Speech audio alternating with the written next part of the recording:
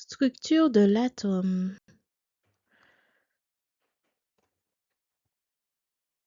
Description de l'atome. Donc l'atome est constitué de noyaux au centre ici, composé de protons et de neutrons. Donc les protons sont chargés positivement et les neutrons sont neutres, ils sont sans charge. Et autour duquel gravitent des électrons qui sont quant à eux chargés négativement. Entre le noyau et un électron, il n'y a rien. Ici, c'est le vide.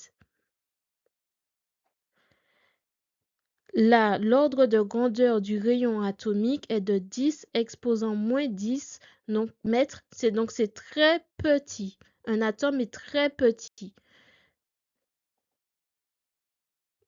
Tellement petit que si l'on représentait un atome par un stade de football, le noyau serait comme une petite bille posée au centre du terrain, tandis que les électrons seraient de minuscules insectes volant dans les tribunes. Tout le reste n'est que du vide.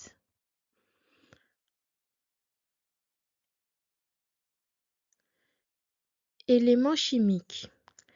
L'écriture conventionnelle de noyau est liée à sa composition. C'est-à-dire, pour les protons, on note Z et ça donne aussi le nombre d'électrons.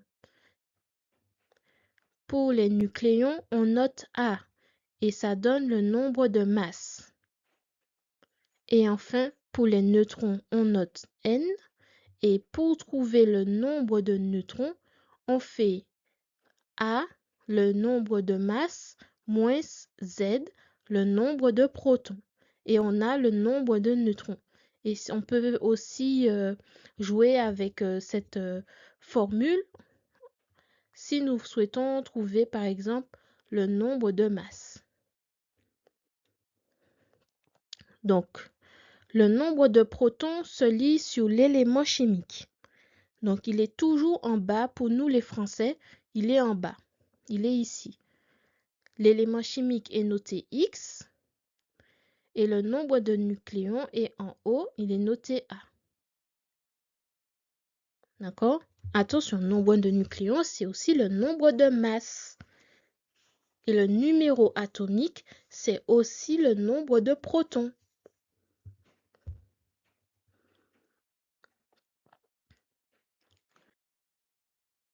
Exemple. Un atome de sodium. On a le nombre de nucléons qui est égal à 23 et le nombre de protons qui est égal à 11. Et l'élément chimique Na, c'est le sodium. Ok? Et pour trouver le nombre de neutrons, on fait 23, nombre de nucléons, moins le nombre de protons, 11. Et c'est égal à 12 neutrons. Et on peut trouver également le nombre de électrons, c'est 11, comme le nombre de protons. Il faut connaître ça sous le bout des doigts.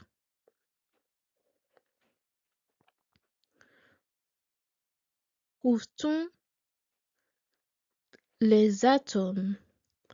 Donc, nous trouvons les atomes, par exemple, l'or dans les minerais, dans la nature, le cobalt également, qui est un métal dur, cassant, qui se trouve naturellement dans la croûte terrestre, mais qui n'est pas très abondant.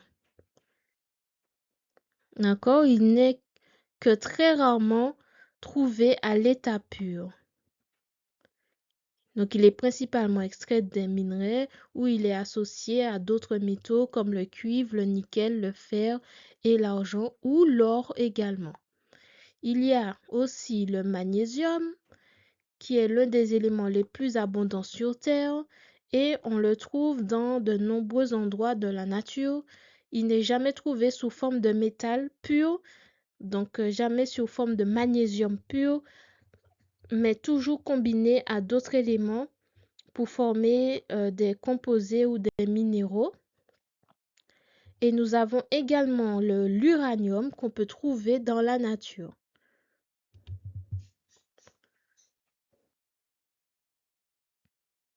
Quelle utilisation avec les atomes? Donc nous avons l'écran tactile de nos téléphones portables qui est constitué de silicium, oxygène, aluminium et potassium. Donc ces atomes forment le verre robuste et la matrice des pixels. L'oxyde d'indium éteint rend l'écran tactile et conductif. La batterie, c'est une batterie en lithium, donc ion lithium, hein. Lithium, cobalt, oxygène, carbone et les atomes de lithium se déplacent entre l'anode et la cathode pour stocker et libérer l'énergie électrique. Nous avons aussi les fils électriques qui sont composés généralement de cuivre. Les centrales nucléaires qui produisent de l'électricité à l'aide de l'uranium. Et nous avons les bijoux, donc l'or pur que nous pouvons porter.